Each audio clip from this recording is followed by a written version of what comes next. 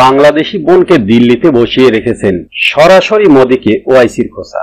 বাংলাদেশ থেকে আসা অনুপ্রবেশকারী প্রসঙ্গে ভারতের প্রধানমন্ত্রী নরেন্দ্র মোদীর মন্তব্যের কড়া জবাব দিলেন অল ইন্ডিয়া মজলিসে ইত্তেহাদুল মুসলিমিনের প্রধান আসাদুদ্দিন ওয়াইসি। গত সপ্তাহে এক নির্বাচনী জনসভায় মোদী কংগ্রেস এবং রাষ্ট্রীয় জনতা দলের বিরুদ্ধে রাজ্যে অনুপ্রবেশকারীদের পৃষ্ঠপোষকতার অভিযোগ এনেছিলেন। বৃহস্পতিবার এই মন্তব্যের প্রতিক্রিয়ায় ওয়াইসি বলেন, সীমান্ত অঞ্চলে কোনো বাংলাদেশি অভিবাসী নেই। মোদীর অভিযোগের জবাবে ওয়াইসি তাকে সরাসরি নিশানা করেন। তিনি বলেন, মোদীজি বলেছেন বিহারে নাকি বাংলাদেশি আছে। মোদীজি, বিহার এবং সীমান্ত অঞ্চলে কোনো বাংলাদেশি নেই, কিন্তু আপনার একজন বোন তো বাংলাদেশ থেকে এসে দিল্লিতে বসে আছেন। তাকে বাংলাদেশে পাঠিয়ে দিন, তাকে সীমান্ত অঞ্চলে নিয়ে আসুন, আমরাই তাকে বাংলাদেশে পৌঁছে দেব।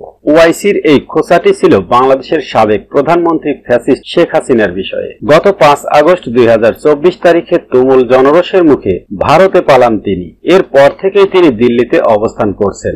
বিজেপি যখন বিহারের আসন্ন বিধানসভা নির্বাচনকে সামনে রেখে রাজ্যে, বিশেষ করে মুসলিম অধ্যুষিত সীমাঞ্চলে অবৈধ অভিবাসী অনুপ্রবেশকারীদের নিয়ে রাজনৈতিক উত্তেজনা বাড়াচ্ছে, ঠিক তখনই ওআইসির এই মন্তব্য এলো। এবছর শেষের দিকে অনুষ্ঠিত হতে যাওয়া বিহার বিধানসভা নির্বাচনে অবৈধ অভিবাসন ইস্যুটি বিজেপির অন্যতম প্রধান অস্ত্র। গত কয়েক মাস ধরে অবৈধভাবে বসবাসকারী বাংলাদেশিদের চিহ্নিত করার জন্য আঞ্চলিক স্তরে ধরপাকড় শুরু করেছে ভারত। মোদী দেশে অনুপ্রবেশকারী ইস্যু নিয়ে অত্যন্ত সোচ্চার। তিনি স্বাধীনতা দিবসের ভাষণ থেকে শুরু করে পূর্ণিয়ার নির্বাচনী জনসভায় বারবার এই বিষয়টি উত্থাপন করেছেন। তার দাবি, এই অনুপ্রবেশের কারণে ভারতে জনসংখ্যার সংকট তৈরি হয়েছে।